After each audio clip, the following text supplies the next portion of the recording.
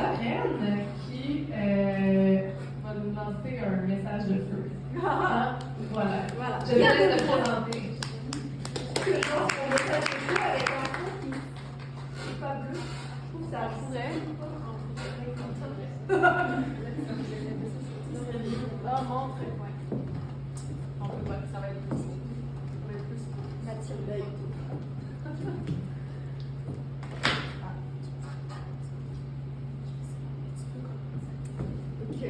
après, la fille qui ne se tend pas, la fille qui se tend. C'est bon. Mais ça me fait penser à une anecdote. Je suis revenue en France le mois dernier pour une conférence à Paris et j'ai toute ma famille en France. Petite autre anecdote qui sera dans les petits cartons. Et j'ai revu ma grand-mère, qui va avoir 96 ans bientôt. Puis elle me dit, je commence à faire un petit peu. C'est ta couleur naturelle?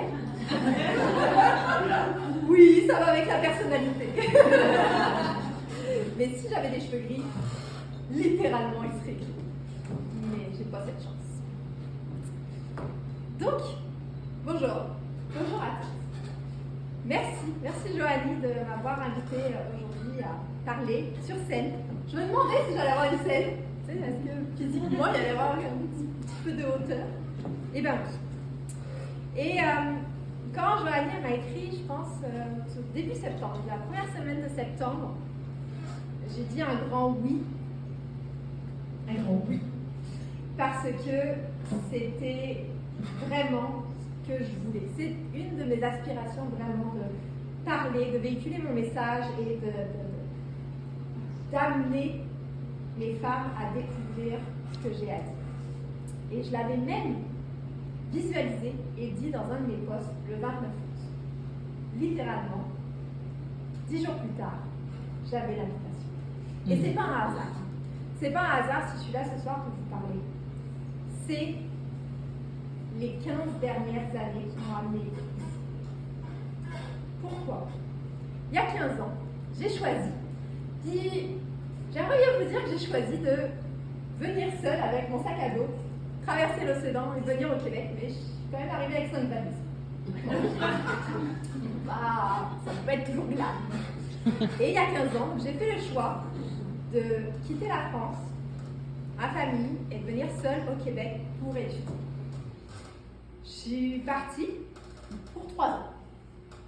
Hein, quand même. Bon, pas trop traumatiser maman tout de suite. C'est juste 3 ans, je pars faire mes études. Et ce parcours d'immigration-là, c'est un parcours d'oser. Oser choisir ma vision. Oser dire oui à mes rêves. Parce que moi, là, ce que je voyais à la télé, les sitcoms américains, d'aller faire ses études dans les grandes écoles, avoir son bac de promo, et ça, c'est comme en France, on n'a pas ça. Oh, c'est pas mal moins glam, sur un fond de titre. Et là, ça me faisait rêver. Donc, je me suis inscrite, je suis venue pour étudier 3 ans en éducation spécialisée au Collège La Salle à Montréal. Et je connaissais littéralement personne. Et ce parcours-là, c'est pas un parcours facile. L'immigration, en règle générale, c'est pas un parcours facile, c'est un parcours de persévérance, c'est un parcours d'y croire. 3 ans, ça c'était le bout de facile. Parce que 3 ans, tu as ton visa d'études, tu y vas, let's go. Mais après, quand tu dis, ok, mais je veux rester, mais là, c'est plus la même game. Il faut que tu prouves au gouvernement canadien / québécois que tu peux rester ici. Et c'est très bien. C'est un fait, c'est très bien. Mais toi, ça te demande la persévérance, ça te demande de croire en toi, ça te demande d'oser, ça te demande d'investir en toi. Et ça, c'est tout ce qui m'a amené jusqu'ici, aujourd'hui. Et c'est ce qui m'a amené aussi à l'entrepreneuriat. L'entrepreneuriat, je ne le savais pas.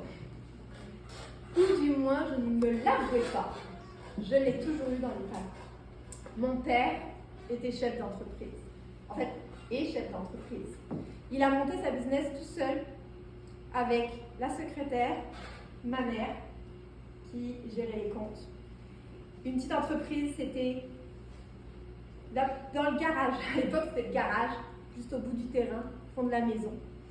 Et maintenant, c'est une entreprise cotée en bourse, multinationale, qui roule très très bien. Et puis mon père il dit, Lorraine, ça ne me dit pas d'aller faire telles études, de marcher dans mes traces, de reprendre ma voix. Non, moi je veux travailler avec les humains. Je vais faire éducatrice spécialisée. Je veux travailler avec les gens qui ont besoin d'aide. Mais le côté entrepreneur, je l'ai toujours eu. Je l'ai toujours eu même sans le savoir. Et quand je suis mis avec mon conjoint, il l'avait aussi même sans lui le savoir. Lui, pour le coup, il n'est pas d'une famille d'entrepreneurs. Et on s'est dit, ok, on lance un projet ensemble. En 2019, on a ouvert notre brûlerie de café, qui s'appelait BAM Café, sur la côte de Beaupré, à Beaupré, dans notre petit coin. On a créé une entreprise à notre image, une entreprise avec nos valeurs, avec une entreprise qui représentait qui on était l'un et l'autre, qui représentait aussi nos origines, avec le charme, la gastronomie française. On y avait de la fine pâtisserie, d'épicerie fine et du café torréfié sur place. Et on a ouvert le 31 octobre 2019.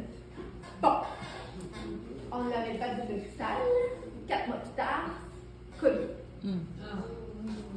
4 mois plus tard, on dit fermez. Puis là, au début, c'est pas vous fermez la salle, c'est vous fermez. Et là, fermer, ouvrir, fermer, c'est fermer l'âme de notre entreprise. On a une brûlerie de café. Les gens, ils viennent s'asseoir. On a des petites madames qui viennent tous les mercredis jouer au cartes, prendre leur café. On a des mamans qui viennent prendre un temps pour aller à la salle de jeu. Les enfants, ils savent qu'ils sont en sécurité, peuvent prendre leur café, jaser avec leurs amis et se retrouver. On a des auto-entrepreneurs qui viennent pour travailler, pour briser l'isolement, puis boire du monde. Et là, quand on nous dit vous fermez la salle, et après vous nous dites vous pouvez rouvrir, mais pas la salle, c'est comme on a une brûlerie. L'âme, elle est dans la salle. On a persévéré, on a travaillé fort, on a résisté, on est resté là 5 années. Et en 2024, en septembre 2024, on avait un choix à faire. Est-ce qu'on continue ou est-ce qu'on arrête? Mais là, le choix, il était à faire pour notre famille. Nos clients, on les aime d'amour. J'ai des clientes dans la salle. Et je sais tout ce qu'on a apporté dans notre communauté. Mais là, on avait un choix de famille. On était les deux à tenir l'entreprise à bout de bras. On a 2 enfants et il fallait qu'on fasse un choix pour nous. Et on savait que nos clients, ils allaient comprendre. Et on a fait le choix de faire faillite. Donc, ma première expérience en entrepreneuriat s'est conclue avec une faillite il y a de ça 1 an. Mais t'es ici aujourd'hui! Et oui, et on est bien. Et l'entrepreneuriat, la faillite, ça m'a appris. Ça m'a appris beaucoup et j'ai grandi. Ça m'a appris qu'il ne fallait pas que je travaille avec mon chum. Ok, c'est bon, on a donné, on a fait, on a essayé, mais littéralement, on est bien chacun de notre bord. Se retrouver l'histoire. Vous êtes encore ensemble? Oui, ça fait 15 ans. Ça va faire 15 ans la semaine prochaine. 2 enfants. Bref. Ça m'a appris aussi à savoir ce que j'aimais dans l'entrepreneuriat. Là où j'ai plus de force et là où c'est plus difficile. Parce que travailler dans une brûlerie, c'est travailler avec des employés. C'est travailler avec des sous-traitants. C'est gérer du stock. C'est gérer des clients au quotidien, en direct.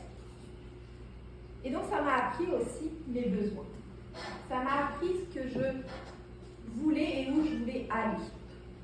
Ça m'a appris que j'avais besoin d'une entreprise qui me supportait, qui puisse me permettre, comme hier, à 14h30, littéralement, de tout lâcher parce que l'école t'appelle, que ta fille part en ambulance. Ok, j'arrive. Mais ça, je ne pouvais pas avant. Et là, l'entreprise que je suis en train de créer, que j'ai créée, c'est une entreprise qui me supporte dans mes besoins, qui me permet de garder ma valeur qui est la famille et d'être là tout le temps pour mes enfants. C'est une entreprise qui me permet de me soutenir dans ma maladie. Je vis avec la fibromyalgie. C'est une maladie chronique qui donne de la douleur chronique. Littéralement, je suis belle là, je suis en talon, mais j'ai mal. Mais c'est mon quotidien.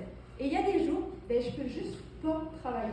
Je peux juste pas me lever. Je me lève, je mets mes enfants dans l'autobus, je me recouche. Et c'est ça aussi que je crée au quotidien, c'est une entreprise qui répond à ce que je veux, qui m'apprend à m'écouter. On parlait tantôt, Joanie, du cycle menstruel. Moi, c'est le cycle de douleur. Mais ça m'a appris aussi que oser, c'était la clé. C'est pas parce que tu as vécu des échecs, que tu as vécu des épreuves, des difficultés, que tu ne peux pas y arriver, que tu ne peux pas avancer, que tu ne peux pas aller plus loin. Ça a été aussi un passage de mon beau syndrome de l'imposteur à l'incarnation. Parce que le syndrome de l'imposteur, il prend plusieurs formes. Il va dépendre vraiment de toi, tes croyances en arrière, qu'est-ce que ça t'a appris. Il y en a, c'est parce que tu n'as pas le diplôme pour te valider. Il y en a, c'est parce que tu n'as pas la famille pour te soutenir. Peu importe. À un moment donné, tu vas passer par là. Mais comment tu fais pour aller au-delà? Moi, je l'ai fait en osant. En osant dire, oui, je suis coach. Oui, je vais être capable d'être là pour toi. Je vais être capable de t'aider à aller au bout de tes rêves, au bout de ta vie. Dans mon univers, puis mes clientes le savent, Pamela est ici, je dis souvent, il n'y a pas de quick win, il n'y a pas de promesse miracle. Je ne vais pas vous dire, viens, travaille ensemble, dans un mois tu fais 10 000 $. Non. Par contre, dans mon univers, tu crées une entreprise qui va répondre à tes besoins et tes désirs maintenant. Pas créer une entreprise pour que dans 10 ans, tu sois capable de prendre une journée off pour tes enfants ou pouvoir voyager, voir peu importe quels sont tes rêves. C'est vraiment un retour à soi, un passage identitaire, de transformer ta peur en force. Et c'est aussi ce qui m'a amené ici, c'est ce qui m'amène à créer mon mouvement que j'ai appelé la Voix du Feu. La voix VOX pour l'expression de ta vérité, mais aussi la voix VOE pour le chemin, pour ta vision, pour tout par quoi tu es passé. C'est le chemin de l'incarnation. Et le feu, parce que c'est la puissance, c'est la transformation. Et ça, c'est mon quotidien. Accompagner des femmes feu, accompagner des femmes qui vont pouvoir s'autoriser, qui vont pouvoir se choisir, qui vont pouvoir le faire avec audace, qui vont pouvoir faire des bold moves, qui vont littéralement partir de Sherbrooke et venir ici, et en plus prendre une fin de semaine complète en famille, même si ça fait peur. Qui vont faire des choses dans l'inconfort, mais comprendre qu'elles le font pour répondre à leur vision. Et moi, je suis là pour activer, pour révéler. Et souvent, ce que j'aime dire, c'est que je suis là pour rallumer ta flamme intérieure, parce que on est toute cette leader en nous, mais on l'a trop sous-estimée. On l'a oubliée et on s'est trop identifié à comme non, ça c'est fait pour la fille avec les cheveux rouges là qu'on voit partout sur les réseaux sociaux et qui monte sur scène. Non, c'est fait même pour toi, même si tu es introverti, même si c'est moins facile pour toi. C'est fait pour tout le monde, mais à ta hauteur, à ta vision, en fonction de ce que tu souhaites. Donc moi c'est Lorraine, je suis coach business identitaire. Et ce que j'ai envie de te dire, c'est que tu n'as pas besoin d'apprendre à briller. Tu as besoin de te rappeler qui tu es déjà. Merci.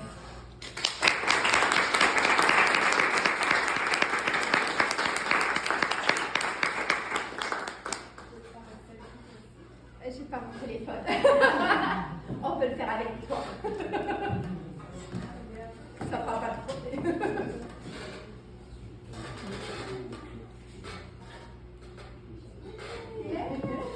C'était assez on fire pour toi? C'était assez on fire.